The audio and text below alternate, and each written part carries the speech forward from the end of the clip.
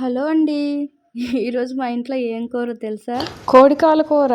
చీ, ఇవి కూడా తింటారా అని మాత్రం అడగొద్దు. కోడికాలు నచ్చే వాళ్ళు కూడా చాలా మంది ఉంటారు. ఏ అండి, గొర్రెకాలు, మేకకాలు, పీతకాలు కూడా తినేవాళ్ళు కోడికాలు తింటే తప్ప చెప్పండి. కోడికాలు కూర ఎలా చేశానో చూపిస్తాను రండి.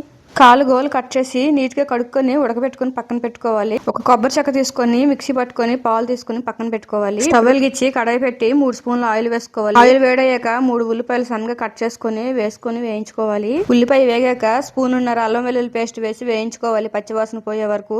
అల్లం వెల్లుల్లి పేస్ట్ వేగాక 1 స్పూన్ పసుపు వేసుకొని వేయించుకోవాలి. చిన్న టమోటాలు 2 కట్ చేసి వేసుకోవాలి. ఇది కూడా పచ్చివాసన పోయే వరకు వేయించుకోవాలి. టమోటా మెత్తగా మగ్గిపోయాక 2 స్పూన్లు కారం వేసి మళ్ళీ కాసేపు మగ్గబెట్టుకోవాలి. అంతా మగ్గిపోయాక ఉడకబెట్టుకునే కాళ్ళు ఇందులో వేసి అంతా మిక్స్ అయ్యేలా కలుపుకోవాలి. ఇప్పుడే సరిపడినంత సాల్ట్ వేసుకొని మూత పెట్టి 1 నిమిషం మగ్గబెట్టుకోవాలి. కొబ్బరిపాలు తీసి పక్కన పెట్టుకున్నాం కదా, ఇప్పుడు వేసి బాగా కలుపుకోవాలి. అన్ని కొబ్బరిపాలు కాదండి, చిన్న టీ గ్లాస్ తో 2 గ్లాసులు తీసుకున్న కొబ్బరిపాలు. అందులో కొంచెం వాటర్ యాడ్ చేసి మొత్తం వేసేసాను. ఇదంతా మిక్స్ అయ్యేలా కలుపుకొని ఒక 5 నిమిషాలు మూత పెట్టి ఉడికించుకోవాలి. నాకెందుకో కొంచెం సాల్ట్ సరిపోలేదు అనిపించింది. మళ్ళీ సాల్ట్ వేసి కాసేపు మూత పెట్టుకున్నాను కలిపేసి. కూర కొంచెం దగ్గర పడ్డాక చికెన్ మసాలా 2 స్పూన్లు వేసుకొని కొంచెం కొత్తిమీర కడిగేసి కట్ చేసి వేసుకోవాలి. ఇదంతా దగ్గర పడేదాకా ఉడికించుకొని తర్వాత దించేయడమే.